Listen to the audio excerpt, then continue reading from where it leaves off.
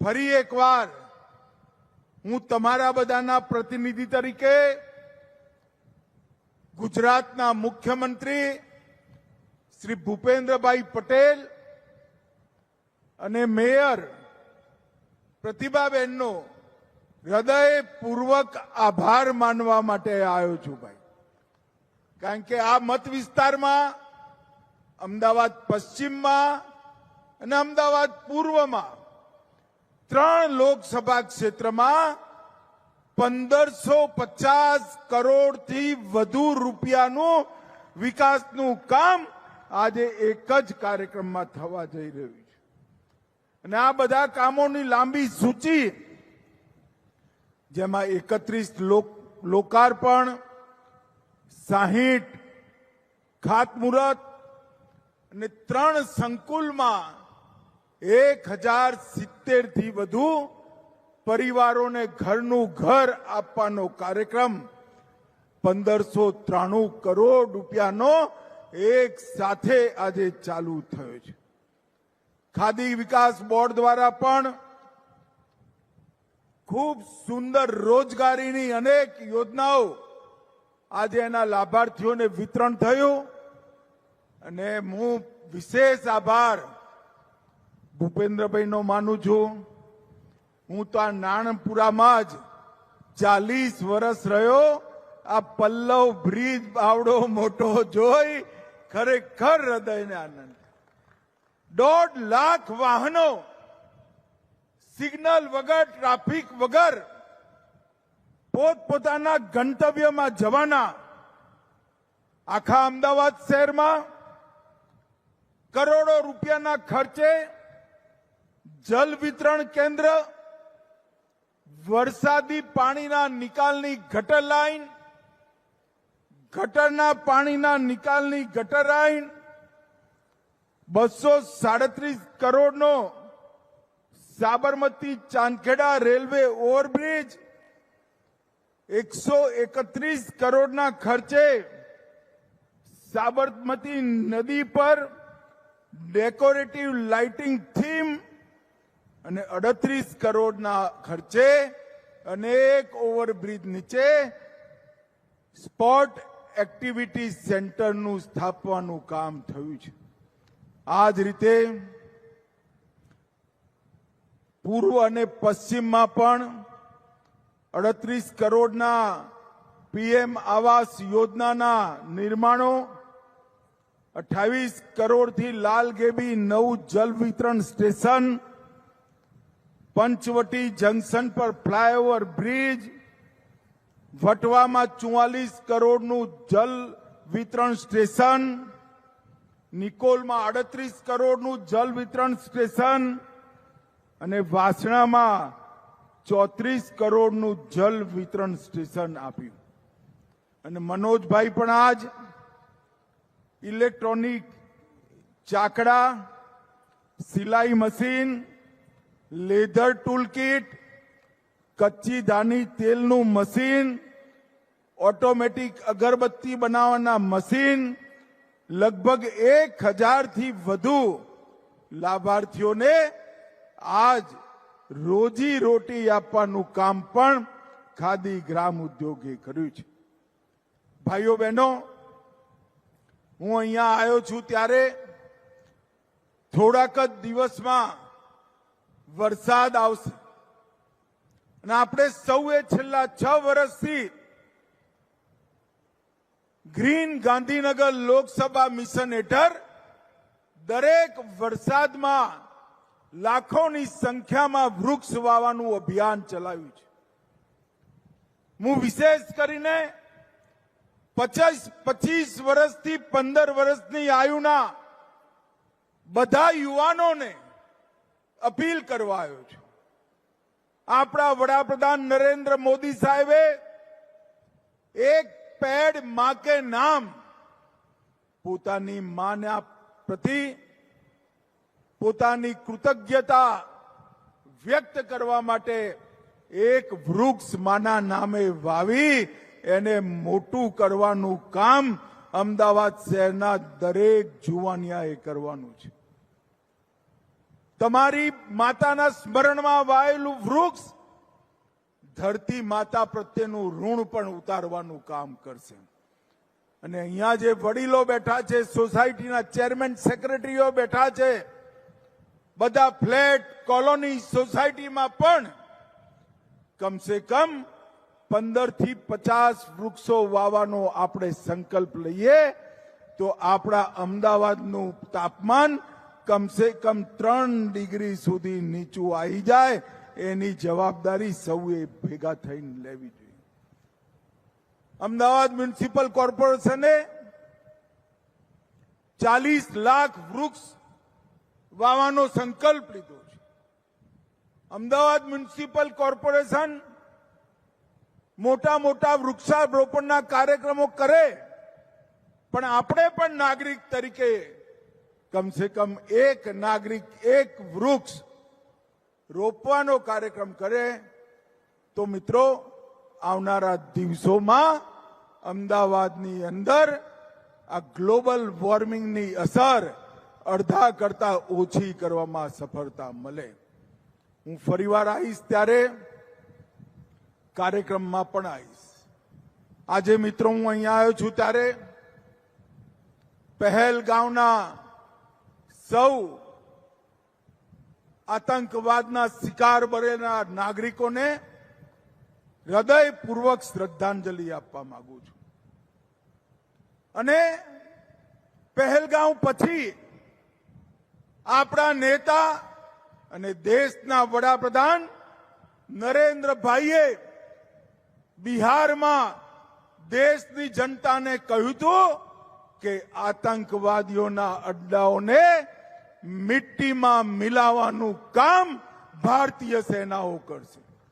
અને મિત્રો થોડાક જ દિવસમાં નરેન્દ્રભાઈની દ્રઢ રાજનીતિક ઈચ્છા શક્તિ, સેનાનું પરાક્રમ, આપણી ખુફિયા એજન્સીઓની સટીક જાણકારી અને સેનાની મારક ક્ષમતાએ પાકિસ્તાનના 9 સ્થાનો પર આતંકવાદીઓના અડ્ડાઓને ધ્વંસ કરી જમીન દોસ્ત કરી નાખી.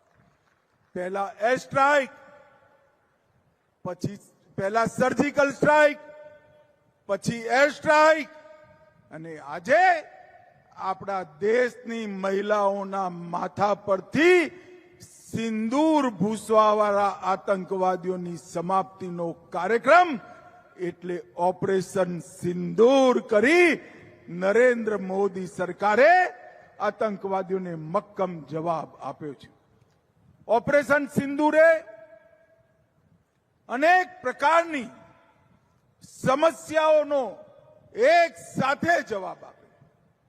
આ પાકિસ્તાન આખી દુનિયામાં કહેતું અમારે ત્યાં કોઈ આતંકવાદી નથી, અમારા ત્યાં કોઈ આતંકવાદી ગતિવિધિ નથી. ભારત ખોટી ખોટી ફરિયાદો કરે છે. ઓપરેશન સિંદૂરના મિસાઇલ ત્રાટક્યા અને આતંકવાદીઓ સપાચટ થયા. પાકિસ્તાન દુનિયામાં એક્સપોઝ થઈ ગયું. અને બીજા દિવસે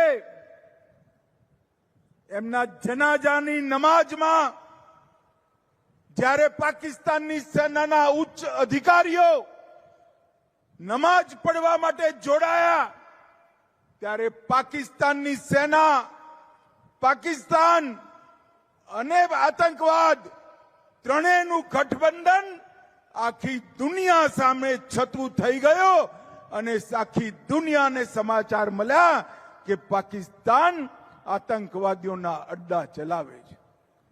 ભાઈઓ બહેનો, પહેલી 2 સર્જિકલ સ્ટ્રાઇક અને એર સ્ટ્રાઇક પાક ઓક્યુપાઈ કાશ્મીર સુધી સીમિત હતી અને ઓપરેશન સિંદૂર પાકિસ્તાનની સીમામાં 100 કિલોમીટર અંદર ઘૂસી આતંકવાદીઓનો ખાત્મો બોલાવવાનું કામ કર્યું છે.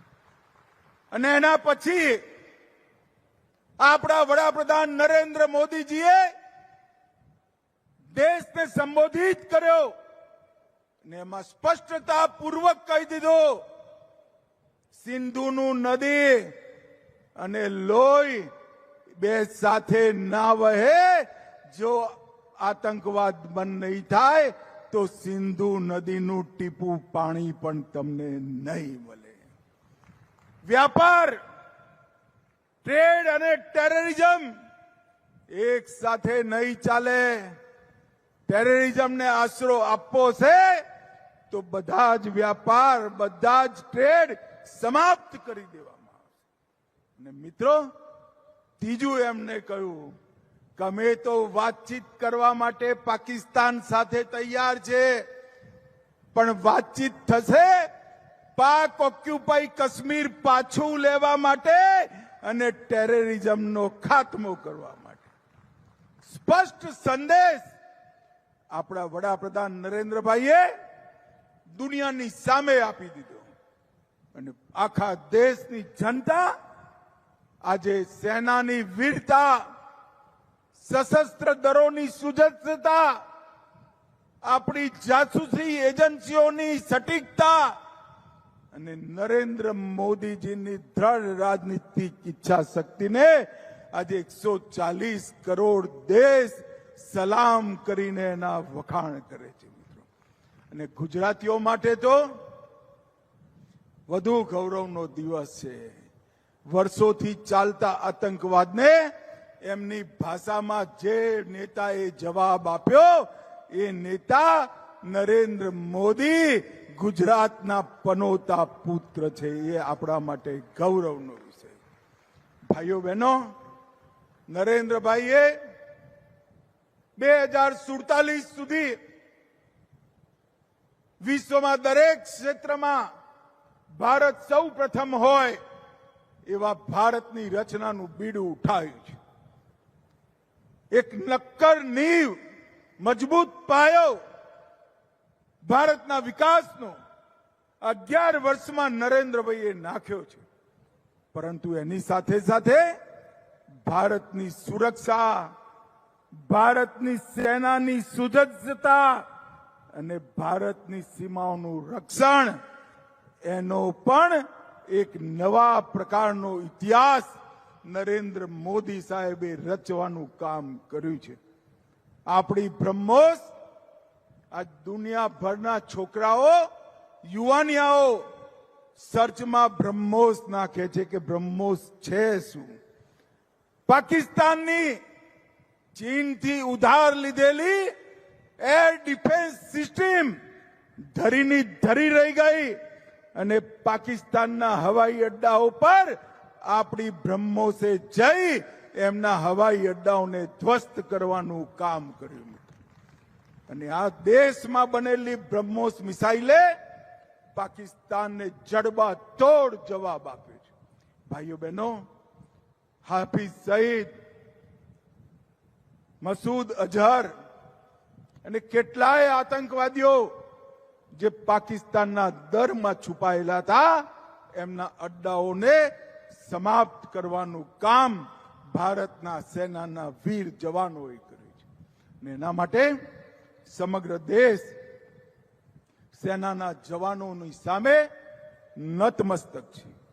Sialkot, Nur Khan airbase, Sargodha airbase, Sukkur airbase, Karachi Malir cantt અને ભોલારી જેવી કેટલીય જગ્યાઓ જે એમને અભેદ મનાતી હતી, ત્યાં આપણી વાયુસેનાએ સટીક હુમલો કરી ભયંકર ક્ષતિ પહોંચાડવાનું કામ કર્યું છે. હું એટલું નિશ્ચિત રૂપે કહેવા માંગુ છું મિત્રો કે જ્યાં સુધી દેશમાં પોતાની સુરક્ષાઓને, પોતાની સીમાઓને સુરક્ષિત રાખવાનો ઇતિહાસ લખાશે, ત્યાં સુધી ઓપરેશન સિંદૂર સુવર્ણ અક્ષરથી એ ઇતિહાસમાં લખાવાનું કામ થશે. અને ભારતની માતૃશક્તિને, ભારતની માતૃશક્તિના સન્માનને આનાથી મોટું કોઈ સન્માન દેશના વડાપ્રધાન ક્યારેય ના આપી શકે. એટલા માટે હું ગાંધીનગર લોકસભા ક્ષેત્રના સૌ નાગરિકો વતીથી શ્રી નરેન્દ્ર મોદીજીને અને આપણી સેનાના વીર જવાનોને અનેક અનેક બધાઈ આપી શુભકામનાઓ આપવા માંગુ છું મિત્રો. અને આજે જે 1070 પરિવારોને ઘરનું ઘર મળ્યું છે એ સૌને આ નવા ઘરમાં તમે સૌ સુખ શાંતિ ને સમૃદ્ધિથી રહો એવી અમારા સૌ મંચ વતીથી શુભકામનાઓ આપી મારી વાત પૂરી કરું છું. મારી સાથે જોરથી બોલીએ વંદે